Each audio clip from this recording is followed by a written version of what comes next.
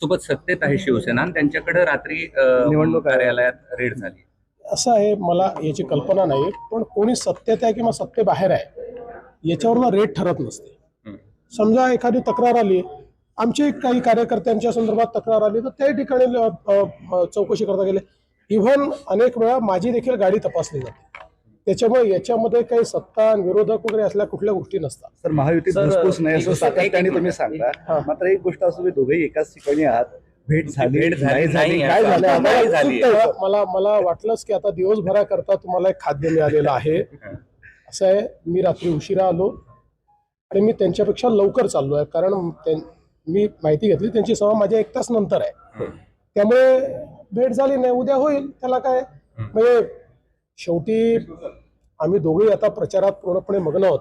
फोनवर तर आमचं बोलणं रोजच होतं, त्याच्यामुळे आता भेट झाली नाही झाली ते तयार व्हायचे आहेत। मला लवकर निघायचं आहे, कारण माझ्या सभा लवकर ठेवल्या आहेत। यात कोणची मोठी गोष्ट आहे? तुम्ही चालवा दिवसभर, झाली नाही भेट, झाली नाही। असं आहे की आचारसंहिता काही निवडणुका ज्या आहेत त्या अचानक रद्द झाल्या, त्यामुळे कार्यकर्त्यांमध्ये नाराजी आहे, कारण उद्या मतदान होतं आणि काल त्या निवडणुका रद्द झाल्या। मला असं वाटतं की निवडणूक आयोगाने कायद्याचा चुकीचा अर्थ लावलेला आहे।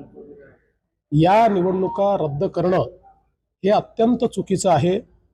अशा पद्धतीने तर प्रत्येक वेळी कोणीही कोर्टात जाईल आणि मग निवडणूक पोस्टपोन होईल, असं कधीच आजपर्यंत झालेलं नाही।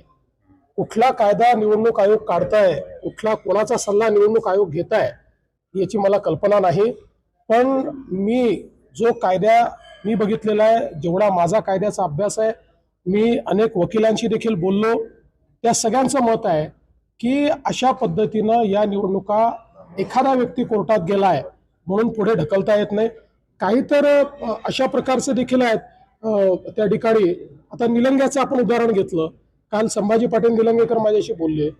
निलंग्यामध्ये सगळी प्रक्रिया पूर्ण झाली, एक कोणीतरी ज्याचा फॉर्म रद्द झाला होता तो कोर्टात गेला, कोर्टाने त्याचा फॉर्म रिजेक्ट केला, तो काही ऍक्सेप्ट केला नाही। त्यामुळे मग ज्यांनी फॉर्म भरले त्यांना पूर्ण वेळ मिळाला, परत घेण्याचा पूर्ण वेळ मिळाला, प्रचाराचा पूर्ण वेळ मिळाला, आणि कोणीतरी पार्टी केलं होतं म्हणून या ठिकाणी निवडणूक पोस्टपोन करणं हे अतिशय चुकीचं आहे। अर्थात निवडणूक आयोग स्वायत्त आहे, त्यामुळे त्यांना निर्णय घेण्याचा अधिकार आहे। पण माझं मत आहे की कायदेशीररित्या या ज्या निवडणूक आयोगाने पोस्टपोन केलेल्या आहेत त्या पूर्णपणे चूक आहेत। आणि त्यानंतर आता पुन्हा म्हणजे हा त्या कॅन्डिडेट्सवर किती अन्याय, ज्यांनी प्रामाणिकपणे सगळ्या गोष्टी केल्या, आणि आता उद्या निवडणुका आज तुम्ही पोस्टपोन करून टाकता। त्यांचे श्रम, त्यांची मेहनत, या सगळ्या गोष्टी गेल्या वाया। आता 15-15, 20-20 दिवस पुन्हा त्यांनी प्रचार करायचा, हे मला असं वाटतं अतिशय चुकीचं आहे। आणि या संदर्भात